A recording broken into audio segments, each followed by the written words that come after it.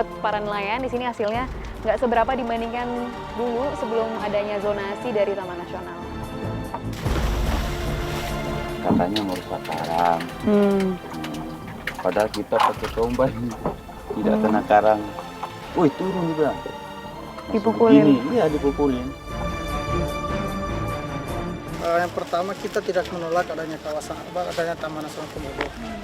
Cuma yang kami minta adalah kepastian dari setiap program yang dibuat oleh kawasan Taman Nasional Komodo harus betul-betul bersinergi dengan kebutuhan masyarakat.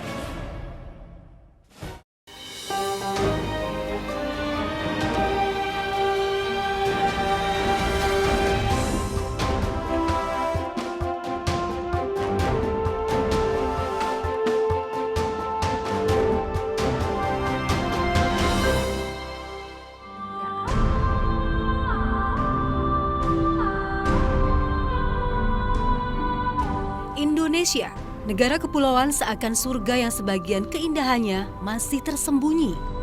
Kali ini, perhatian kami tertuju pada Pulau Flores, Nusa Tenggara Timur. Keindahan panoramanya seakan bisa membuat siapapun jatuh cinta pada alamnya yang begitu mempesona. Nama Flores pun makin menjadi perhatian dari turis lokal maupun asing.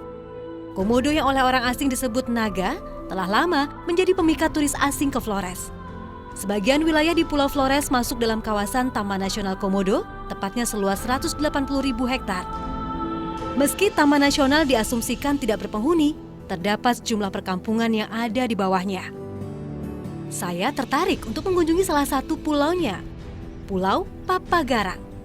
Pemirsa, terdapat 3 perkampungan di dalam kawasan Taman Nasional Komodo yang terbagi di 3 pulau berbeda. Pulau Komodo, Pulau Rinca, dan Pulau Papagarang.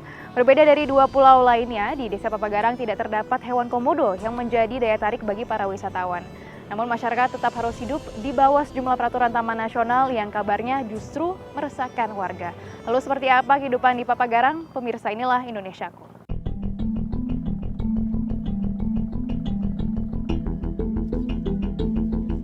Lebih dari 400 kepala keluarga yang tinggal di Papagarang. Pemukiman di pulau sendiri sudah terbentuk sejak puluhan tahun silam. Namun, pembangunan di desa kabarnya tak begitu pesat. Pemberlakuan zonasi Taman Nasional seperti membatasi ruang gerak warga. Warga harus taat aturan, namun sejumlah persoalan masih kerap kali muncul. Sebagian besar warga di Papagarang bekerja sebagai nelayan. Namun, areal melaut warga kabarnya makin menyempit. Bersama sejumlah nelayan, saya berangkat dari dermaga menggunakan kapal tradisional. Kami pun menjelajahi lautan sekitar pulau.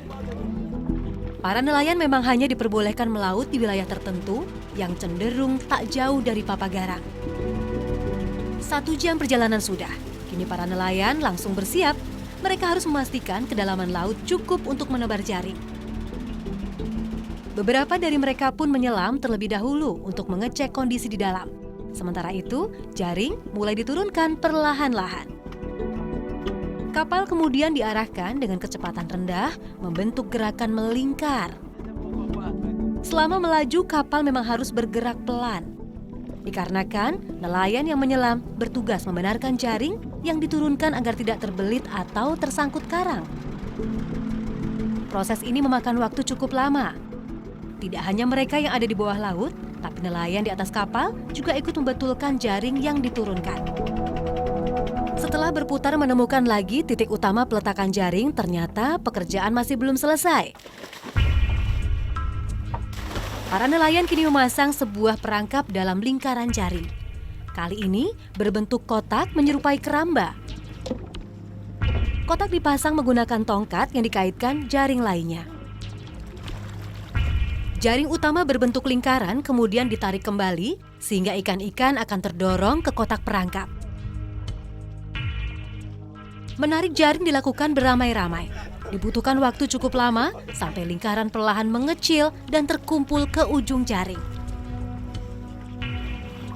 Barulah setelah ikan sudah tersudut ke dalam kotak, jaring penampung ikan bisa dinaikkan kembali ke atas kapal.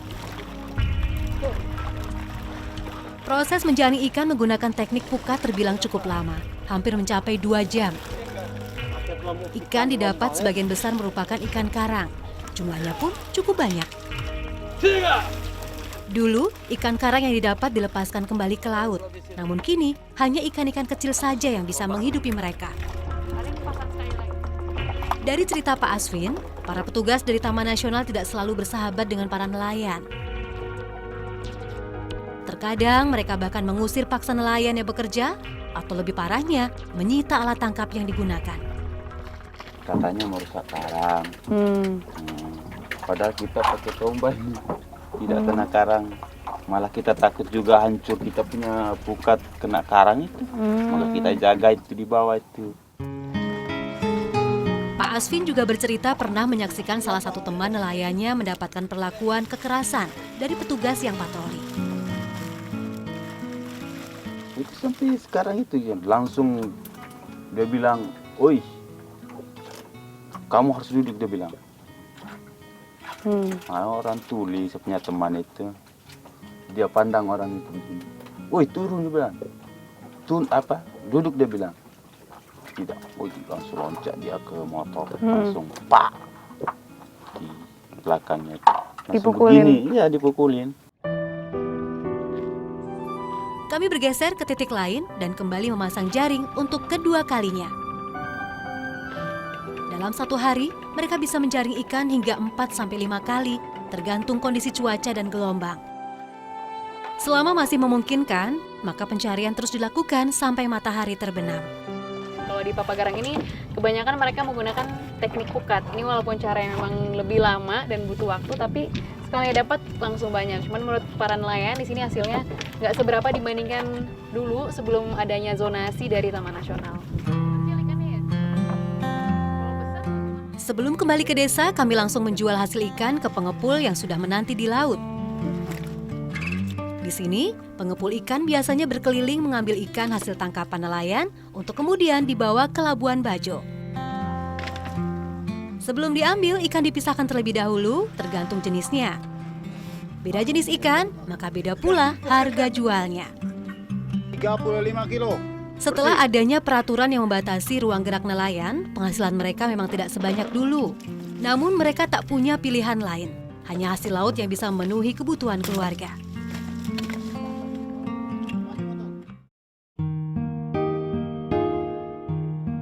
Tak hanya para nelayan yang memanfaatkan hasil laut, sebagian ibu-ibu di desa juga memiliki rutinitas tersendiri untuk mencari nafkah. Di sore hari mereka menanti sampai kondisi air mulai surut.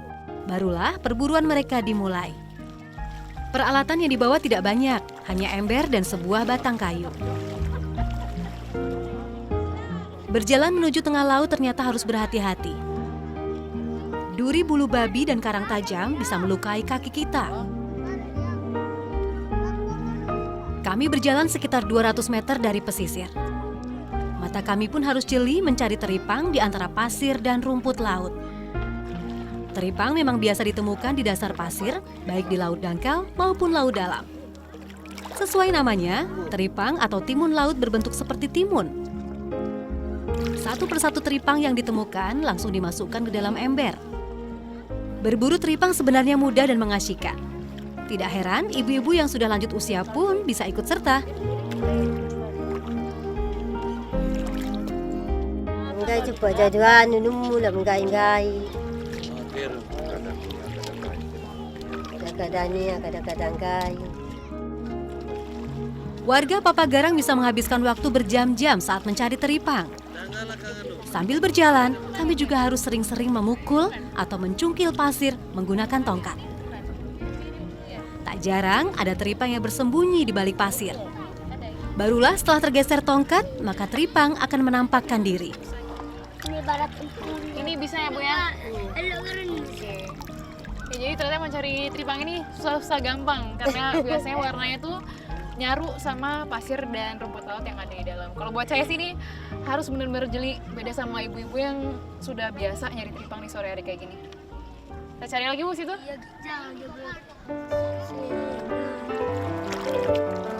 Ember yang kami bawa perlahan mulai terisi. Ada bermacam jenis teripang yang kami dapatkan.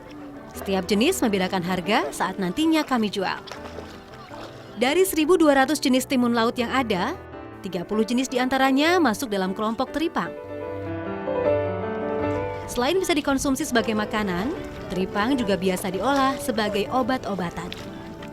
Ibu-ibu di sini pun sebenarnya tak tahu pasti untuk apa kegunaan teripang. Mereka hanya bertugas mencari dan menjual.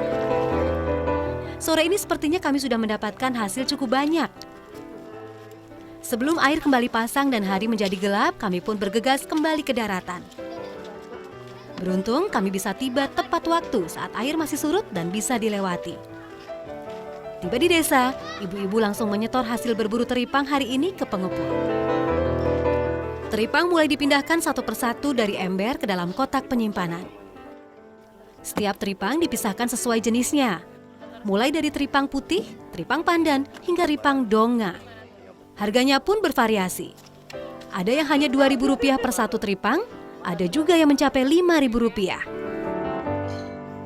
Meski nominalnya tak seberapa, mencari teripang tetaplah lebih baik dibandingkan hanya berdiam di rumah.